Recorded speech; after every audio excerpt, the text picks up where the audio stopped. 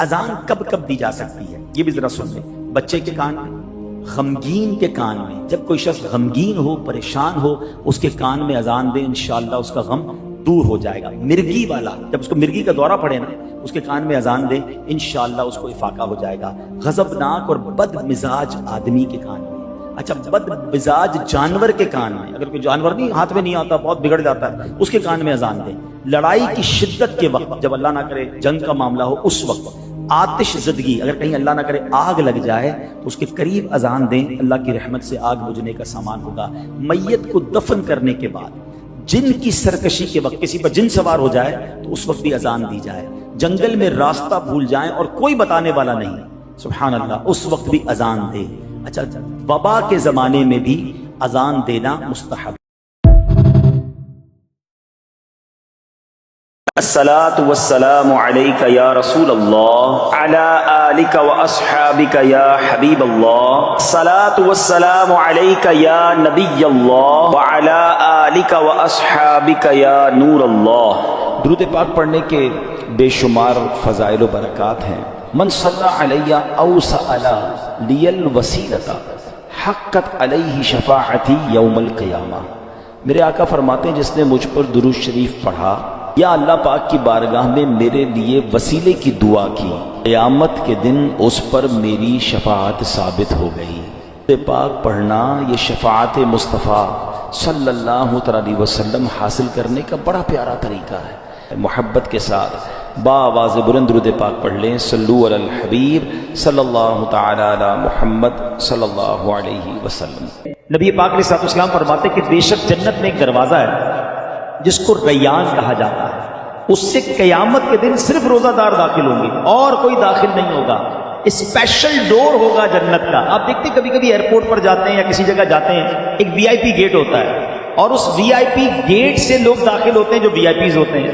تو اے روزہ داروں تمہیں مبارک ہو کہ جنت میں وہ دروازہ ہوگا جس کو باب الریان کہا جاتا ہے اور اس سے روزہ دار جنت میں داخل ہوں گے. اور قیامت کے دن ایک اناؤنسمنٹ ہوگا، کہا جائے گا روزے دار کہاں ہیں؟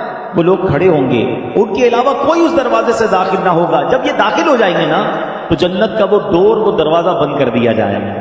اس دن ان لوگوں کو کتنی افسوس ہوگا، کتنی حسرت ہوگی جو رمضان کے روزے نہیں رکھتے ہوں گے. بلکہ ہمیں تو یہ چاہیے کہ صرف رمضان کے روزے نہیں، ہم اس کے بعد بھی نفلی روزوں کی بھی کوشش کیا کریں.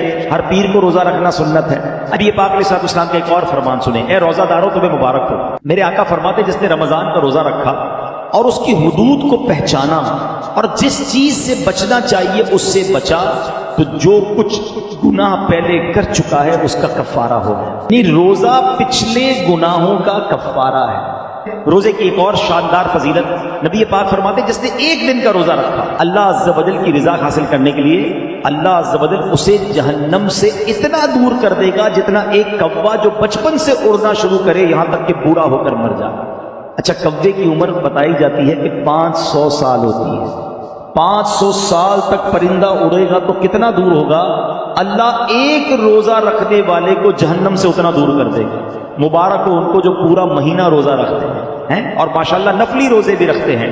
ایک اور خوبصورت بات میرے آقا علیہ السلام فرماتے ہیں ہر شے کے لیے زکوٰۃ ہے اور جسم کی زکوٰۃ روزہ ہے اور روزہ آدھا صبر ہے. اللہ اکبر. یعنی آپ کی باڈی کی زکوٰۃ ادا ہو رہی ہے کہ جب آپ رمضان میں روزے رکھ رہے ہیں ماشاءاللہ. تو ہمیں روزے کی پابندی کرنی چاہیے. ایک اور حدیث سن لے پھر میں انشاءاللہ روزے کے کچھ احکام بیان کرتا ہوں. یہ بڑی کمال کی حدیث ہے. نبی پاک علیہ السلام نے فرمایا کہ قیامت والے دن روزہ داروں کے لیے ایک سونے کا دسترخوان رکھا جائے گا جس سے وہ کھائیں گے حالانکہ لوگ حساب کتاب کے منتظر ہوں گے. اب ذرا سوچئے آج بھوک لگ رہی ہے، پیاس لگ رہی ہے، کھانے سے رکے ہو نا. اس دن جب لوگوں کو حساب کتاب دینا ہوگا، قیامت کے دن لوگ حساب کتاب دے رہے ہوں گے مگر جو روزہ دار ہوں گے ان کو قیامت کے دن جنتی دسترخوان لگا کر وہاں کھانا کھلایا جا رہا ہے. اس کا مطلب کیا ہوا؟ ادھر بھوکے رہ جاؤ ادھر نعمتیں ملیں گی. اگر ادھر کھانا ہے ادھر روزہ نہیں رکھنا ہے تو ادھر کی محرومی ہے. اب آپ کی مرضی ہے چوز کیا کرنا ہے، سلیکٹ کیا کرنا ہے. روزہ جب انسان رکھتا ہے تو کچھ نڈھال محسوس کرتا ہے، خاص طور پر جب افطار کا وقت آتا ہے تو پیاس سے زبان سوکھتی ہے، اور بعض اوقات بندہ کبھی کبھی تھوڑی تھوڑی دیر بعد گھڑی دیکھتا ہے کہ اب کتنی دیر باقی ہے کہ جب میں کھاؤں گا، جب میں پی سکوں گا. یہاں 2-3 باتیں بڑی لطیف ہیں، بڑی خوبصورت ہیں. پہلی بات تو یہ کہ اس میں جو بندگی ہے نا، جو اللہ سے محبت نظر آتی ہے کہ سامنے پانی موجود ہے، کھانا بھی موجود ہے، مگر میرے رب کا حکم ابھی تک نہیں ہوا، ابھی افطار کا وقت نہیں ہوا. اس سے انسان کی اللہ سے محبت چھلکتی ہے کہ بندہ اللہ کو راضی کرنے کے لیے کھانے سے بھی رک گیا، پینے سے بھی رک گیا، اپنی خواہشات سے بھی رک گیا. اور روزے کے فضائل کتنے ہیں، یہ اتنا زبردست نیکی کا کام ہے. یہ پورا جسم سمجھ لے عبادت کر رہا ہے. آپ کی پوری باڈی جو ہے نا وہ اس وقت عبادت میں مصروف ہے، کیونکہ باڈی کی جو نیڈ پوری ہوتی ہے وہ پانی سے ہوتی ہے، کھانے سے ہوتی ہے، اس سے آپ رکے ہوئے ہیں. تو گویا انسان کا پورا جسم اللہ کی عبادت میں مصروف ہے. بدقسمتی سے کئی لوگ ایسے اب سنتے ہیں کہ روزہ رکھنے میں سستی کرتے ہیں، تو وہ بھی سستی نہ کریں. اچھا، روزے کی بہت ساری خوبصورتیوں میں ایک اور بڑی کمال کی خوبصورتی کیا ہے کہ بندے کا جو اللہ پر ایمان ہے نا، اس کا لیول بہت ہائی ہو جاتا ہے. آپ ذرا غور کریں، دنیا میں کروڑوں لوگ روزہ رکھ رہے ہیں، ٹھیک ہے، آپ کے ساتھ بھی ایسا ہوا ہوگا، آپ گھر میں اکیلے ہوں گے، پانی سامنے موجود ہے، فریج کے اندر فروٹ بھی کٹا ہوا ہے. کوئی ایک مسلمان ایسا ہے جو اکیلے میں چھپ کر پانی پی لیتا ہو؟ کوئی ایک فروٹ کھا لیتا ہو؟ کوئی نہیں دیکھ رہا نا، چلو کوئی بات نہیں. وجہ واٹ از دا ریزن؟ یہاں تک کہ ہم جب وضو کر رہے ہوتے ہیں، ہم اس وقت بھی احتیاط کر رہے ہوتے ہیں کہ کلی زور سے نہ ہو جائے، کہیں حلق کے نیچے پانی نہ چلا جائے. ناک پہ پانی چڑھاتے وقت بھی احتیاط کرتے ہیں کہ ناک کی ہڈی سے اوپر چلا گیا تو روزہ ٹوٹ جائے گا. یہ کیوں؟ حالانکہ وضو خانے پہ کسی کو بھی نہیں پتا چلے گا، میں 1-2 چلو پانی پی لوں. لیکن ہم سب کا خیال کیا ہے؟ اللہ دیکھ رہا. یہی ہے نا دل میں کہ کوئی نہیں دیکھ رہا مگر رب دیکھ رہا ہے. اب ذرا غور کرو میرے پیارے اسلامی بھائیوں، رمضان ساری دنیا کے مسلمانوں کا لیول آف ایمان ادھر لے جاتا ہے کہ تم اکیلے میں کھانا نہیں کھا رہے کیونکہ اللہ دیکھ رہا ہے. تو اب سوال یہ ہے کہ جب اللہ رمضان میں دیکھ رہا ہے تو کیا رمضان کے بعد نہیں دیکھ رہا؟ حلال کھانے سے رک گئے کیونکہ افطار کا وقت نہیں ہوا، مگر بندہ پھر حرام دیکھنے سے کیوں نہیں رکتا کہ اللہ دیکھ رہا ہے؟ اکیلے میں گناہ کرتے وقت یہ خیال کیوں نہیں آتا کہ رب دیکھ رہا ہے؟ ایکچولی رمضان ہماری پوری پریکٹس کروا رہا ہے کہ دیکھو، جب پورے رمضان تم یہ خیال دل میں بٹھائے رکھتے ہو کہ اکیلے میں کھانا نہیں ہے، پینا نہیں ہے، رب دیکھ رہا ہے، تو پھر رمضان میں بھی اور رمضان کے بعد بھی حرام کماتے وقت بھی سوچو نا اللہ دیکھ رہا ہے، حرام بولتے وقت بھی سوچو اللہ دیکھ رہا ہے، حرام سنتے وقت بھی سوچو اللہ دیکھ رہا ہے. تو انشاءاللہ اگر یہ پریکٹس بن گئی کہ اللہ دیکھ رہا ہے تو پھر گناہ کرنے کی عادت چھپ سکتی ہے. اللہ مجھے بھی اور آپ کو بھی یہ خیال ایسا عطا کر دے کہ جب بھی برائی کی طرف جانے کو جی چاہے دل سے صدا آئے کہ اللہ دیکھ رہا ہے.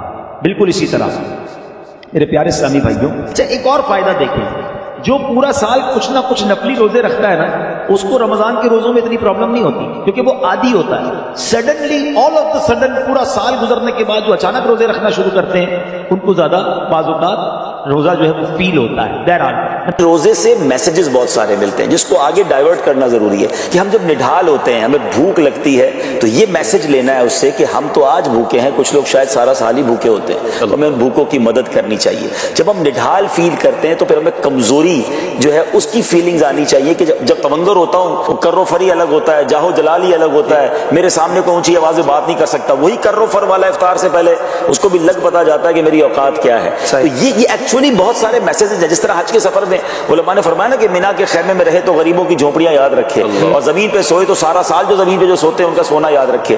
تو ایکچولی یہ ہمیں سب چیزیں یاد دلاتا ہے روزہ. تو اللہ کرے کہ ہم رمضان کی ان تمام ساعتوں سے وہ سب چیزیں لیں جو بعد میں رمضان کے بعد بھی ریفلیکٹ کریں ہماری پرسنالٹی میں. آج افطار کے وقت جب آپ کی نکاحت والی کیفیت ہو تو سوچیں کہ جو لوگ بیچارے کمزور ہیں وہ کمزوری میں کچھ نہیں کر سکتے، ہمیں ان کمزوروں کو دبانا نہیں چاہیے، ان کا ہاتھ پکڑنا چاہیے، ان کا سہارا بننا چاہیے. گلاس ہاتھ میں ہوتا ہے اور اذان ہو جائے یا سحری کا وقت ختم ہو جائے، کنفرم ہو جائے تو لوگ گلاس رکھ دیتے ہیں. کتنا خوبصورت لگتا ہے کہ اللہ کی کیا بندگی کا منظر ہے کہ ہاتھ میں گلاس ہے مگر اگر اب وقت پورا ہو گیا، مطلب یہ اس کو اگر عشق والی بات کرے نا، کبھی کبھی کہتے ہیں کچھ باتیں الفاظ میں بیان نہیں ہو سکتی ہیں، لیکن اگر فیلنگ کے ساتھ بندہ محسوس کرے نا تو اس میں جو بندگی کا مزہ ہے نا، کہ جب تک وقت تھا، جب تک رب کی رضا تھی میں کھا رہا ہوں، اور اب میرے سامنے کھانا پڑا اور میں نے ہاتھ، یہ غلامی کا ایک انداز، کیسا غلامی کا انداز ہے یہ، مالک نے جب تک کہا تھا کھایا، یہ جب روک دیا، ہاں اس کو محسوس کریں تو اس کا مزہ ہی اور ہے۔ وہ حج پہ جو کہتے ہیں نا کہ جب عرفات پہنچنا ہے تو اس وقت پہنچنا ہے، ہماری نہیں چلنی، جب نکلنا ہے تو پھر نکلنا ہے۔ تو بندگی کا ایک ایسا عنصر ہے جس کا لطف لے بندہ رمضان میں، جس کا مزہ لے بندہ رمضان میں۔ ایک عشق والی بات اور کر دیتا ہوں کہ بہت ساری عبادتیں جو ہے وہ بزرگوں کی یا انبیاء کی، اللہ والوں کی یاد میں ہے۔ صفا مروہ کی بی بی ہاجرہ کی دوڑ لگی تھی تو عزت اسماعیل کے لیے، تو ان کی یاد میں سعی جو ہے وہ کر دی گئی حاجیوں کے لیے، عمرہ کرنے والوں کے لیے۔ تو عاشقان رسول کے تو یہی کافی ہے کہ میرے آقا نے کچھ دن غار ہرا میں ان دنوں میں یوں سمجھیے کہ گزارے تھے اور رات عبادت میں گزارے تھے، تو اس یاد میں ہمارے لیے روزے رکھ دیے گئے۔ تو یہ محبوب کی یاد ہے، غار ہرا کی یاد ہے، نبی پاک کی ادا ہے، تو اس کو بندہ ادا کرے۔ اور پھر ایک جو خوبصورت حدیث پاک جس کا مضمون یہ ہے کہ اللہ فرماتا ہے کہ روزہ دار کے لیے جو جزا ہے، جو اس کا ثواب ہے، اس کی جزا میں خود دوں گا۔ اب اس کے دو معنی علماء نے بیان کیا، اجزا بھی یا اجزا بھی، میں کہ میں اس کی جزا خود ہوں۔ اللہ فرما رہا ہے کہ روزہ رکھنے والے کی جزا میں خود ہوں۔ تو اب آپ سوچیں کہ جب رب جزا ہے یا رب جزا دے رہا ہے تو پھر اس جزا کا عالم کیا ہوگا۔